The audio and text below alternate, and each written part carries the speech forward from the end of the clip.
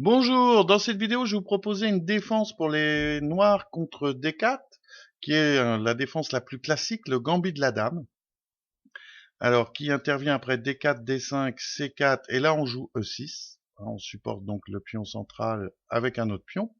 Alors évidemment, l'un des inconvénients par rapport, par exemple, à la slave, un des inconvénients, c'est que la slave qui est C6, c'est que on empêche le fou C8 de sortir sur la gambit de la dame.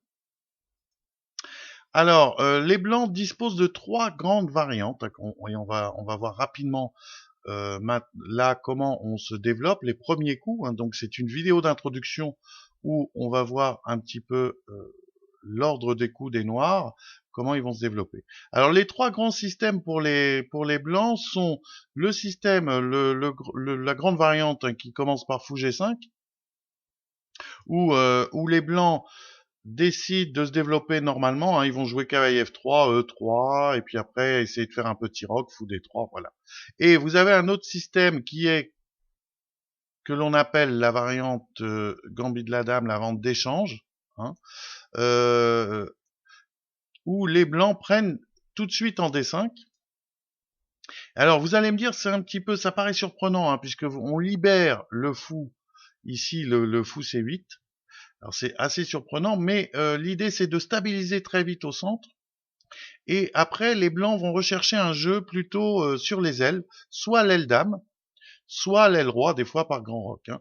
Alors là, comme je vous dis, hein, dans cette vidéo, c'est une vidéo d'introduction, donc je ne vais pas rentrer en détail, juste je vous montre rapidement comment sortir enfin jouer les premiers coups, et après on reviendra dans d'autres vidéos plus précisément sur chaque position. Alors là, sur la vente d'échange, je vous dis juste, je vous montre un petit peu. Donc pour les noirs, alors je vous ai dit trois systèmes. Alors j'ai oublié de parler aussi du troisième avant qu'on rentre dans la vente d'échange. C'est donc, je vous ai dit, il y a fou G5 et il y a aussi C prend D5 avec des fou G5. Bon, et il y a aussi le système cavalier F3, fou E7. Alors fou E7, vous verrez, hein, c'est pas ce qu'on joue, mais fou F4. Voilà, donc justement, j'ai utilisé un ordre de coups qui évite cette troisième variante, hein, qui est maintenant un petit peu à la mode parmi les forts joueurs, un peu moins à petit niveau, mais disons que ça pourra vous servir si jamais vous jouez des bons joueurs et qui ont une préparation. Alors maintenant, donc je vous dis, on va commencer par cette variante d'échange. Alors là, les blancs prennent, prise, et par exemple, joue fou G5, hein. Alors, je vous montre juste, hein, je vous ai dit, donc on va juste voir un petit peu. Alors, là aussi, c'est important, ici, au passage, on va avoir un petit thème tactique que j'utilise même dans la grande variante, c'est-à-dire qu'ici, le pion D5 est en vert, hein. Il est cloué. Mais en fait, c'est un piège, hein, parce que si cavalier prend D5, eh ben, là, je prends tout simplement, je donne la dame, je prends une pièce au passage, il gagne la dame, mais je la récupère tout de suite. Fou B4, hein, grâce à cet échec, du fait du retard de développement à l'aile roi des blancs, hein. Donc il est obligé de rendre la dame, et là, évidemment, c'est une perte de pièces sèches pour les blancs, hein, puisqu'ils se retrouvent avec deux pièces mineures contre trois, et pour seulement un pion. Donc, bon, évidemment, il y a un avantage au centre, mais bon, ça ne vaut pas du tout la pièce. Alors donc c'est ce petit détail tactique que l'on rencontrera tout de suite. Alors on revient donc à cette vente des chances. Moi, ce que vous devez retenir, c'est que vous allez développer, essayer d'obtenir, vous voyez, ce genre de développement avec les noirs. C'est ça qu'il faut retenir dans un premier temps. Voilà. Et cavalier F8 pour libérer l'action du fou. Voilà. Alors, hein, je vous dis, on reviendra plus, parce que c'est une variante importante, on reviendra dans une autre vidéo sur toutes les subtilités, déjà pour obtenir cette position, et aussi après comment jouer ce type de position où les blancs, bon là les blancs n'ont pas fait, par exemple, ils ont fait petit roc, mais parfois ils font grand roc pour essayer de passer une attaque à l'aile dame, à l'aile roi, pardon. Donc maintenant, voyons cavalier F3. Alors, cavalier F3, qui est donc le système dont je vous parlais, où il joue cavalier F3 en espérant qu'on joue fou E7, et là il pourrait jouer le fou en F4. Alors je vous explique pas pourquoi, c'est vraiment compliqué de vous expliquer pourquoi les blancs doivent attendre que par exemple, si je peux vous dire que là, si les blancs jouaient fou F4 tout de suite, alors fou F4 qui a un coup qui ne conteste, bon, qui contrôle une case centrale, mais pas, qui ne fait pas d'action sur les cases critiques, c'est-à-dire les cases où il y a un combat. Vous voyez que là, le combat, il est sur la case D5. Donc c'est pour ça que quand je mets le fou en G5, je, je participe au combat. Donc là, il faut jouer C5 rapidement. Avec l'idée, s'il joue E3, qui est le coup normal, je prends et je passe comme ça à une attaque ici, à un développement, à une pression sur sur cette diagonale ici. Hein. Donc j'aurai des possibilités de dame A5, même cavalier E4. Vous voyez, ce qui est beaucoup plus compliqué quand le fou est en G5, parce que si je joue dame A5, il va falloir que je fasse attention avec fou G5, et cavalier E4 n'est jamais possible parce qu'il est cloué. Donc voilà. Et en plus là, j'ai la possibilité pour les noirs, pardon, à tout moment, de créer un pion, ce qu'on appelle un pion isolé au blanc. Hein, sauf s'il joue C5, mais là, dans ce cas, j'aurais peut-être une attaque rapide de la chaîne de pions par B6. Donc, revenons à nos moutons. On va ici étudier, là, les blancs peuvent jouer fou G5. Hein, sur fou G5, pour obtenir la grande variante, je vous conseille cavalier D7. Toujours avec ce même piège, hein, si c'est prend, pion prend, cavalier prend D5, et ben on donne la dame, hein, cavalier prend fou là et le fou B4 qu'on a vu tout à l'heure. Et là, normalement, les blancs poursuivent par cavalier F3, E3, donc on va transposer dans ce qu'on va voir. Hein. Alors, donc cavalier F3, je conseille donc cavalier BD7. Hein. De manière générale, j'ai choisi de sortir ce cavalier avant le fou pour garder la possibilité de venir en B4. Alors là, pour vous montrer l'idée de cette ordre de coup, c'est que fou F4 est considéré comme nettement moins bon que si j'avais joué fou E7. Évidemment, fou F4 a quand même une menace importante parce que cavalier B5 serait très très embêtant. Hein, j'ai pas de moyen de défendre de manière, enfin, j'ai pas de moyen vraiment satisfaisant pour défendre la fourchette ici en C7. Donc là, il faut se défendre. Alors je pourrais jouer à 6, mais moi j'ai préféré, bon, qui est pas un coup idiot, hein, j'ai préféré un coup un peu plus actif qui est D prend C4. Alors D prend C4, je gagne le pion, et surtout l'idée c'est de libérer la case D5 au cavalier. Hein, et de gagner des fois des temps sur ce cas. Donc en cas de cavalier B5, évidemment, maintenant j'aurais tout simplement cavalier D5. Hein. Ça serait ridicule, je défends C7, j'attaque le truc, et bon, j'ai peut-être des fous B4 échec au passage, ça dépend ce qu'il va jouer, ou même des A6 B5 pour défendre ce fou et développer l'autre en diagonale, en Fanchietto ici. Donc, sur D prend C4, cavalier B5 n'est pas question. Là, les blancs vont se dire, bon, ben, faut que je récupère, donc je vais pousser le pion E. Alors, E4 serait tentant, mais là, c'est pas bon. Hein, c'est trop E4 parce que j'ai tout de suite fou B4 qui met une pression sur le pion E4. Hein. Et vous voyez, fou D3 n'est pas possible. Donc, je serais obligé de jouer dame C2 ou E5. En cas de E5, j'ai tout simplement cavalier D5 qui me donne une bonne position. Toujours cette fameuse et que je regagne. Vous voyez, le mauvais positionnement du fou F4, là, c'est une manière d'exploiter très rapidement ce positionnement du. Donc là, par exemple, bon, là, il serait logique de reculer hein, pour défendre le fou et puis la case C3. Et là, tout simplement, eh ben, j'ai un coup actif pour essayer de conserver mon pion et surtout d'assurer le développement de mon fou ici. Alors pareil sur dame C2, j'ai à peu près le même style de coup. Dame C2, donc il défend. Je peux utiliser clouage du cavalier en jouant B5, hein, avec l'idée, si par exemple A4, qui est généralement les réponses classiques d'un B5, eh ben de jouer fou B7 et de continuer ici comment dirais-je, l'attaque du centre hein, du pion E4. Voilà. Donc c'est pour ça que dans cet ordre de coups, fou F4, D prend C4, bon, fou F4 est considéré comme un peu moins bon. Alors là, on a vu que si les blancs, par exemple, jouent E4, hein, c'est mieux de jouer E3, c'est plus solide parce que évidemment, j'ai pas cette idée de contre-jeu sur le pion E4. Et là, fou B4 serait moins fort. Et là, on conseille plutôt de jouer KB6, qui fait uniquement semblant de défendre le pion C4. Hein. Bon, on ne sait jamais, si vous jouez contre un joueur qui voit pas la petite menace, vous pouvez garder le pion, mais bon, c'est pas très compliqué à voir. Les blancs peuvent le prendre. Hein, donc c'est ce qu'il doit faire. Cavalier prend C4 parce que là, il y a dame A4 qui récupère le cavalier. Hein. Donc je gagne la paire de fous. Mais la paire de fous est moins importante hein, que dans, par exemple, que dans les positions où on joue E4 parce que la position n'est pas très ouverte. Hein. Vous voyez que là, par exemple, il n'y a pas de colonne ouverte. Et bon, les blancs ont quand même un petit avantage au centre. Hein. Ils ont deux pions centrales, un avantage d'espace. Là, ils mettent une pression sur la colonne C. Donc là, il faut jouer fou D6. Hein. Et puis, bon, ben voilà. Après, pareil, hein, je rentre pas trop en détail. Euh, on a une position voilà intéressante à jouer on essaiera de revenir dessus mais beaucoup plus tard parce que cette position je pense ne sera pas très très courante, elle n'est pas très couramment jouée.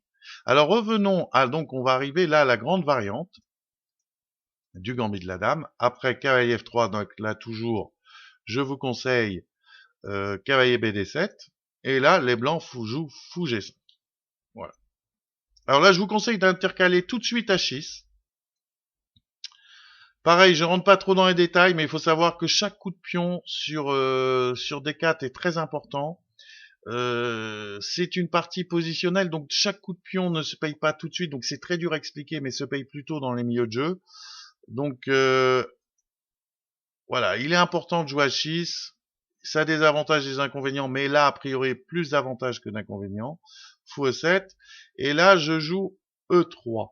Hein. Alors là, pareil, il faut se méfier parce que si jamais il prenait en D5 pour transposer, avec l'idée de transposer, comment dirais-je, avec l'idée de transposer dans les variantes d'échange, là, le pion H6 serait un inconvénient parce que il pourrait basculer sur une variante de roc opposé où là éventuellement on va le payer ce coup H6 hein, parce que quand on se plantera H3, G4, G5, on sera obligé d'ouvrir les lignes. Donc c'est pour ça que là, en cas de prise en D5, on a une autre manœuvre qui est intéressante, c'est cavalier prend D5, qui est une manœuvre classique d'échange. Voyez cette attaque du fou, voilà, nous permet d'échanger. Alors vous allez me dire, j'ai échangé mon bon fou, mais c'est compensé par le fait que la dame est développée et qu'après les tours auront un jeu plus facile. Parce qu'un des problèmes du gambit de la dame, c'est que j'ai un problème d'espace pour les noirs et donc un problème de développement. Alors pareil, je ne rentre pas dans les détails, donc en cas de prise, on fait cette petite manœuvre d'échange. Bon, lui il continue, et là je joue roc.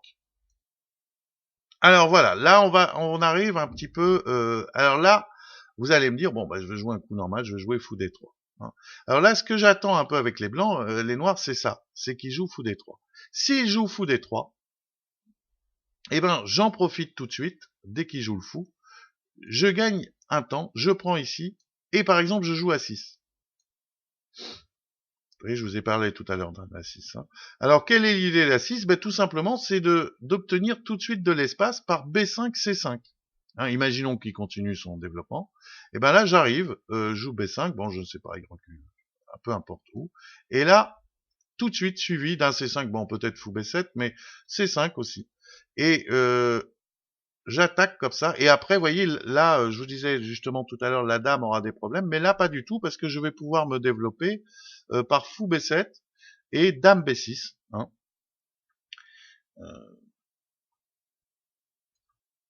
Donc mettre les deux pièces comme ceci, et vous voyez qu'après, les tours pourront facilement se revenir vers le centre.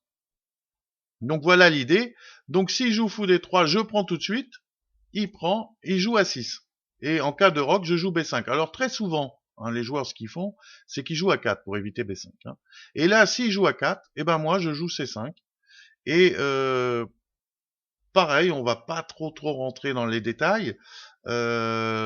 J'ai plusieurs solutions après. Je peux jouer pour le pion isolé, hein, prise en D4. S'il reprend, après peut-être des B6 ou des cavaliers B6, cavalier D5 et développer mon fou en D7. Hein. Ou alors je peux aussi jouer des B6, fou B7 ici pour essayer voilà de poursuivre mon développement. Voilà, donc ça c'est intéressant. Donc c'est pour ça que il n'est pas considéré comme bon pour les blancs dans cette position de jouer leur fou.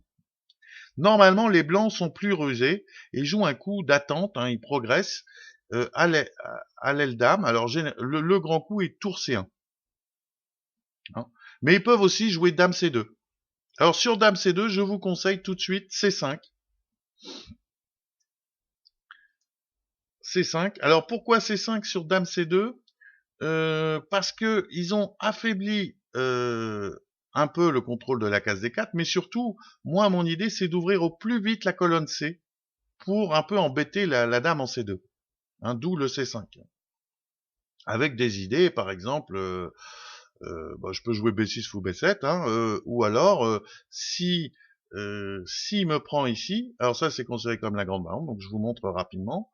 Toujours, j'utilise ce petit truc d'échange. Vous voyez, j'attaque le fou. Donc fou prend, dame prend, cavalier prend pour qu'il il essaye d'obtenir un pion isolé, pion prend, tac, voilà. Et vous voyez que là, par exemple, mon H6 est important dans cette variante parce que quand on peut obtenir, les blancs parfois obtiennent cette position avec le pion en H7, là il gagnerait un temps de développement en jouant fou D3. Un petit détail. Alors là, je vous montre un cas où bien sûr sur fou D3, il faudra faire attention à C4, hein, peut-être qui gagne un peu de temps. Avec après, on peut peut-être essayer de colmater la case E4 avec les noirs, hein, essayer d'installer un, et puis aussi une majorité, c'est une possibilité. Donc ils peuvent prendre et obtenir un pion isolé. Mais là j'ai du jeu, hein, par exemple fou E2, fou G4, petit roc, tour C8. Vous voyez, j'ai obtenu mon idée d'embêter un peu la dame, hein, sur la colonne C. Donc admettons tour là, et là dame F6, hein, qui est un joli coup qui met une pression sur le pion B2. Je prends le contrôle de la grande diagonale. Et voilà, normalement j'ai assez de contre-jeu ici, avec les noirs, pour compenser ce pion isolé ici au centre.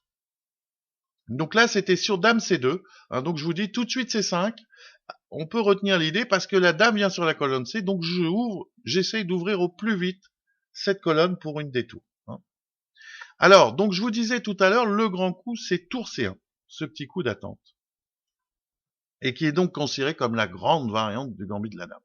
Alors là, je vous propose tout simplement, et comme une fois de plus, on reviendra, et ben là, on développe le fou en Fanchietto, on ne fait plus des dés prend C4, puisque bon, on aurait perdu un temps par rapport aux variantes que je vous ai données, et un temps, quand même, la colonne C, c'est un point d'attaque important. Donc voilà la grande variante, je joue B6, et là, maintenant, il se développe, fou D3, il accepte de perdre le temps, c'est plus pareil, et voilà. C5 et C prend et E prend. Voilà donc la grande variante, vous voyez, du gambit de la dame, qu'il faudra. Là, je m'arrête parce qu'on a développé toutes nos pièces mineures et on a roqué et que là va commencer le milieu de jeu. Hein. Mais c'est des positions extrêmement compliquées. Là, par exemple, il y a sous-entendu des pions pendants, des pions isolés. Voilà, donc c'est des positions où il faut bien connaître les structures de pions et avoir un bon jeu positionnel.